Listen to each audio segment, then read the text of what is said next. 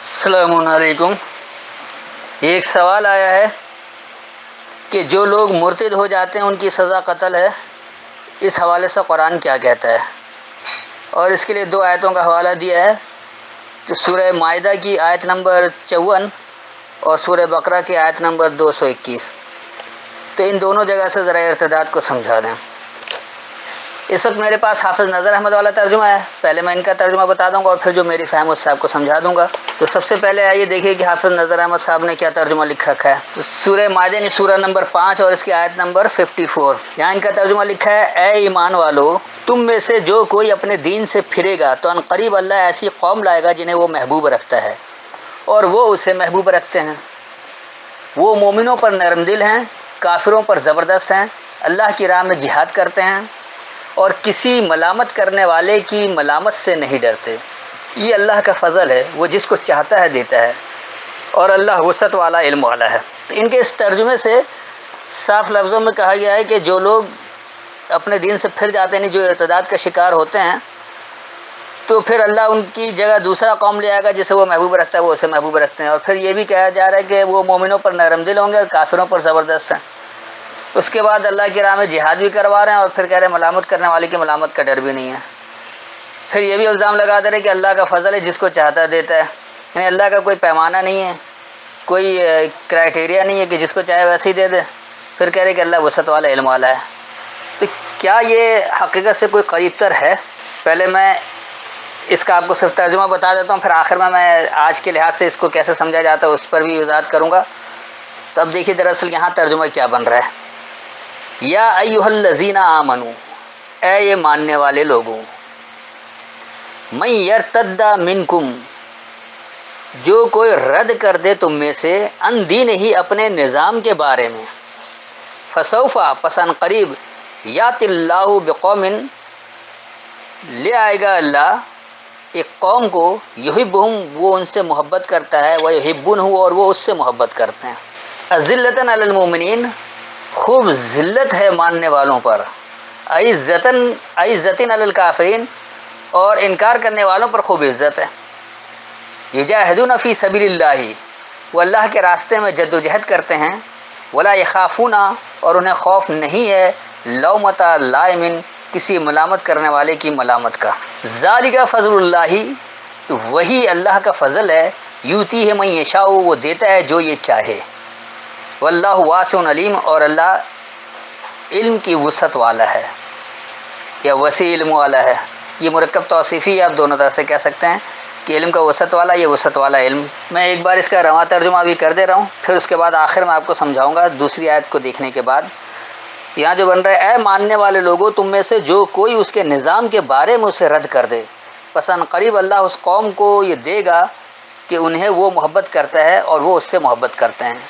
ماننے والوں پر خوب ذلت ہے، انکار کرنے والوں پر خوب عزت ہے، وہ اللہ کے راستے میں جد و جہد کرتے ہیں اور وہ کسی ملامت کرنے والے کی ملامت کا خوف نہیں رکھتے۔ وہی اللہ کا فضل ہے، جو یہ چاہے وہ اسے دیتا ہے، اور اللہ علم کی وسعت والا ہے۔ تو یہ تو تھا اس کا رواں ترجمہ۔ آئیے پہلے دوسری آیت کو بھی دیکھ لیں، پھر اس پر آپ کو صحیح سے سمجھاتے ہیں آج کے دور کے لحاظ سے کیسے یہ ہوتا ہے۔ دوسری آیت جو ہے وہ سورہ بقرہ سورہ نمبر 2 اور اس کی آیت نمبر ہے 217 217۔ اب یہاں دیکھیے، یہاں جو ان کا ترجمہ ہے وہ آپ سے سوال کرتے ہیں حرمت والے مہینے میں جنگ کے بارے میں۔ آپ کہہ دیں اس میں جنگ کرنا بڑا گناہ ہے، اور اللہ کے راستے سے روکنا اور اس کو اللہ کو نہ ماننا اور مسجد حرام سے روکنا اور اس کے لوگوں کو وہاں سے نکالنا اللہ کے نزدیک بہت بڑا گناہ ہے، اور فتنہ قتل سے بھی بڑا گناہ ہے، اور وہ ہمیشہ تم سے لڑتے رہیں گے یہاں تک کہ اگر وہ کر سکیں تو تمہیں تمہارے دین سے پھیر دیں، اور تم میں سے جو پھر جائے اپنے دین سے اور وہ مر جائے اس حال میں کہ وہ کافر ہو، تو یہی لوگ ہیں جن کے عمل ضائع ہو گئے دنیا میں اور آخرت میں، اور یہی لوگ دوزخ والے ہیں، وہ اس میں ہمیشہ رہیں گے۔ اب یہ حقیقت میں کیا بنتا ہے، آئیے اس کو دیکھ لیں۔ اس روایتی ترجمے سے تو جو کچھ سمجھ میں آتا ہے اور جو آپ سوال کر سکتے ہیں وہ آپ کو واضح اندازہ ہوگا۔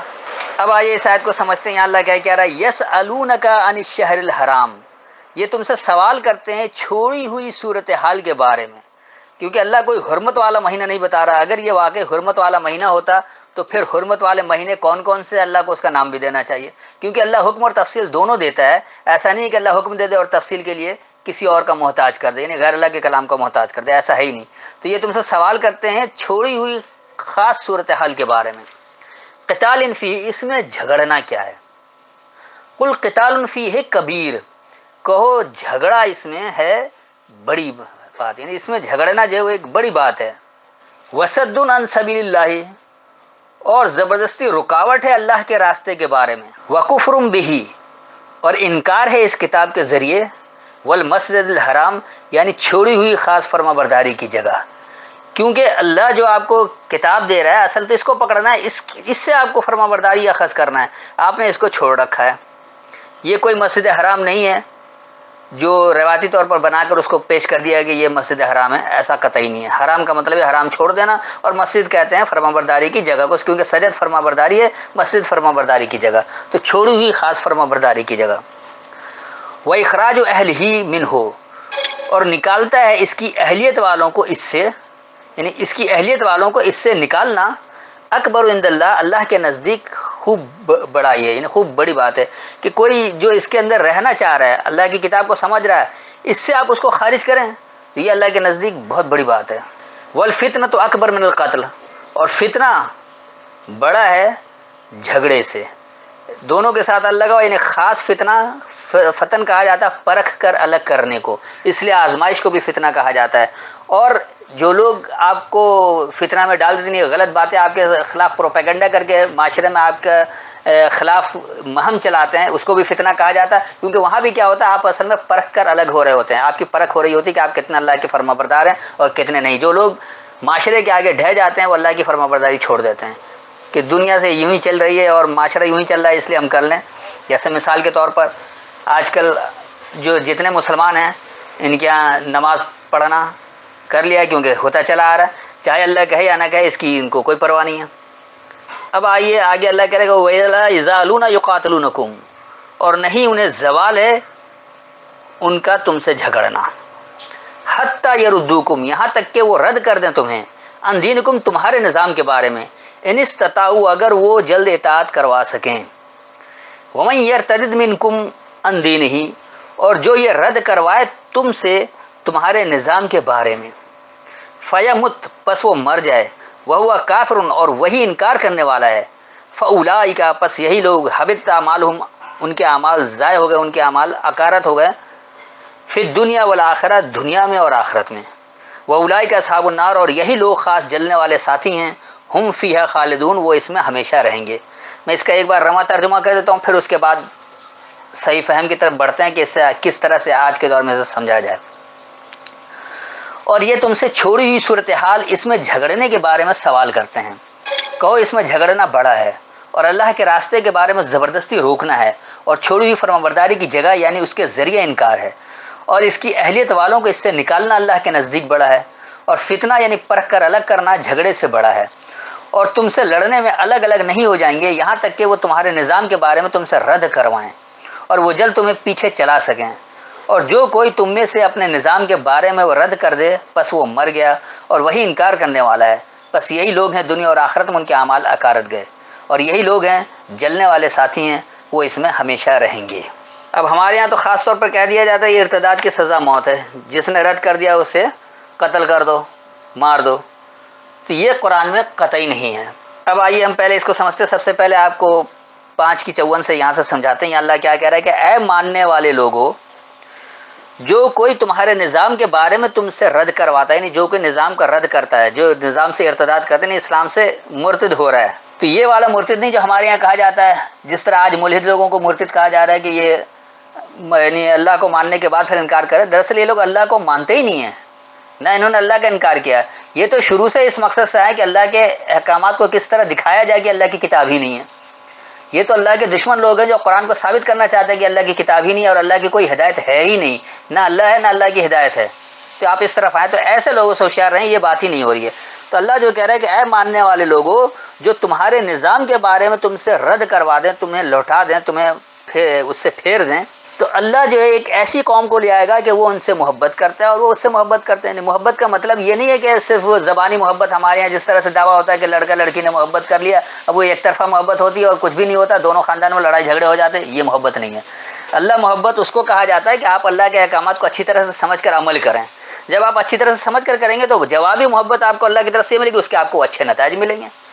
اللہ نے جو نتائج بنا رکھے، جیسے مثال کے طور پر اللہ نے صلاۃ کا نتیجہ بتایا کہ تنہا عن الفحشاء والمنکر، کہ یہ آپ کو حد سے زیادہ بڑھنے سے روکے گا اور آپ کو اجنبیت سے روک دے گا۔ لیکن آپ صلاۃ، اگر آپ جو بھی سمجھ رہے ہیں صلاۃ کو وہ کر رہے ہیں، چاہے آپ وہ روایتی نماز پڑھ رہے ہوں، چاہے آپ بہت سارے اہل قرآن کی طرح کے صلاۃ کو سمجھ لیں کہ نماز تو نہیں ہے لیکن نہ وہ نماز ہی کرتے ہیں نہ وہ صلاۃ کرتے ہیں، تو ایسے لوگ بھی اسی منافقوں میں شمار ہوں گے، ان کا قطعی کوئی اللہ سے تعلق نہیں ہے۔ تو جو کچھ سمجھ رہے اس پر عمل کتنا کر رہے ہیں، جو آپ سمجھ کر عمل کریں گے تو وہ ہے محبت۔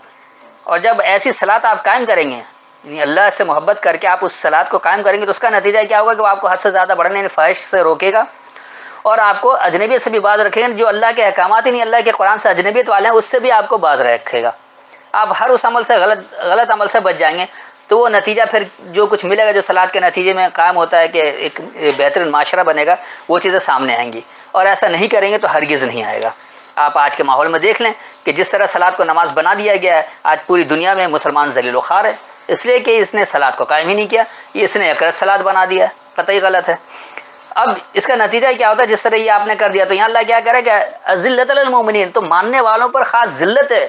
تو ایسے ماننے والے لوگ جو دعویٰ کرتے ہیں کہ اللہ سے ہم محبت رکھتے ہیں اور وہ عمل اس کے بالکل خلاف کرتے ہیں، تو ان کا مقدر کیا ہوتا ہے کہ وہ ذلت خوب ذلیل ہو رہے ہوتے ہیں، جیسے آج کا مسلمان ذلیل و خوار ہے۔ اور انکار کرنے والوں پر خوب عزت ہو جاتی ہے۔ جو لوگ انکار کرتے ہیں ان کی عزت ہوتی ہے کہ دیکھو کم از کم وہ لوگ جھوٹ نہیں بول رہے ہیں، دھوکہ دہی نہیں کر رہے۔ آپ مسلمان ہو کر دعویٰ کر رہے ہیں، نماز پڑھنے والے ہیں، زکوٰۃ دینے والے ہیں، حج کرنے والے ہیں، جھوٹے آپ ہیں، مکار آپ ہیں، فریب آپ کر رہے ہیں، دھوکہ دہی آپ دے رہے ہیں، ملاوٹ آپ کر رہے ہیں، تو یقینی سی بات آپ سب سے زیادہ ذلیل ہوں گے۔ اور وہ انکار کرنے والے ہو جائیں ان پر خوب عزت ہوگی۔ لیکن اب اگر آپ کریں گے کیا کہ یجاہدون فی سبیل اللہ، اگر آپ اللہ کے راستے میں جد و جہد کر لیں گے تو پھر کوئی خوف نہیں ہوگا کسی ملامت کرنے والے کی ملامت کا، کیونکہ ابھی تو خوف یہی نا کہ ہم یہ عمل کریں گے، دنیا یوں کر رہی ہے تو لوگ ملامت کریں گے، ارے یہ کیا، ارے تم نے نماز چھوڑ دیا۔ بھئی اللہ نے کب کہا نماز پڑھنے کے لیے جو آپ نے بنا کے دے رکھا ہے؟ اس کی کہاں تفصیل ہے قرآن میں؟ غیر اللہ کے کلام کو بنیاد بنا کر غیر اللہ والا کام کریں گے، غیر قرآنی کام کریں گے، اس کے نتائج آپ کو کہاں سے ملیں گے؟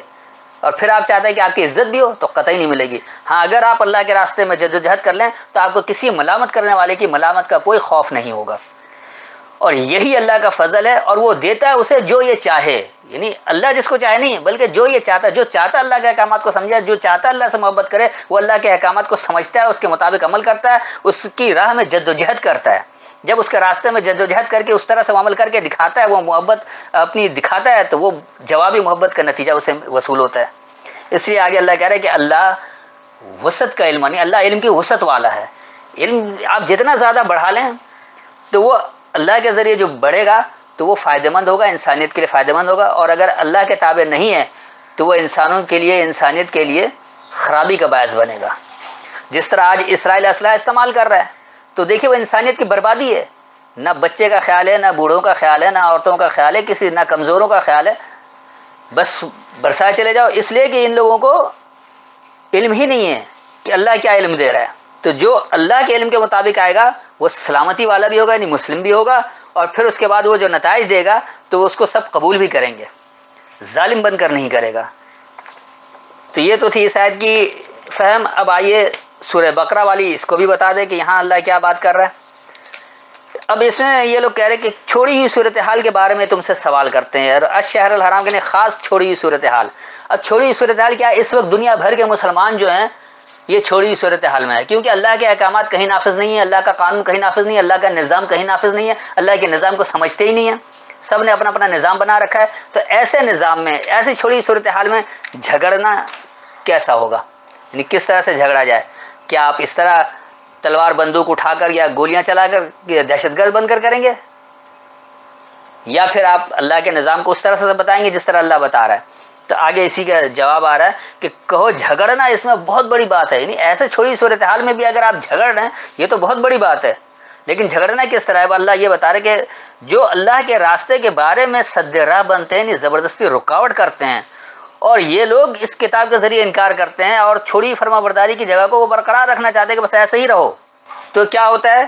دراصل ایسی اہلیت والوں کو اس سے خارج کرنا اللہ کے نزدیک بڑی بات ہے. یعنی آپ جو اللہ کی کتاب کی اہلیت اختیار کرنا چاہتا ہے، آپ اس کتاب کی اہلیت سے اس کو خارج کرنا چاہ رہے کہ نہیں، خالص قرآن کی بات نہیں کرو، اس میں بخاری کی ملاوٹ کرو، خالص قرآن کی بات نہیں کرو، اپنے ائمہ کی ملاوٹ کرو، خالص قرآن کی بات نہیں کرو، جو اکابرین کہہ کر چلے گا یا علماء جو کہہ رہے ہیں ان کی ملاوٹ کرو. تو یہ سب کچھ جو ہے یہ بہت بڑی بات ہے. اور یہی دراصل ایسا جھگڑا یہ ایک بڑا فتنہ، ایک بڑی آزمائش ہے کہ آپ واقعی اللہ کے ماننے والے ہیں، اللہ کے احکامات پر تابع ہو جاتے ہیں، یا آپ معاشرتی دباؤ میں آ کر، مسلمانوں کے دباؤ میں آ کر اور اکثریت کے دباؤ میں آ کر آپ بھی اللہ کی نافرمانی پر اتر آتے ہیں. اگر اللہ کے احکامات کو آپ نے سمجھ لیا تو یاد رکھیں، چاہے باپ بھی مخالفت کرے، پورا معاشرہ مخالفت کرے، حکومت مخالفت کرے، آپ کو اپنی جگہ ڈٹ کر رہ جانا ہے. یہی ابراہیم کی اتباع ہے.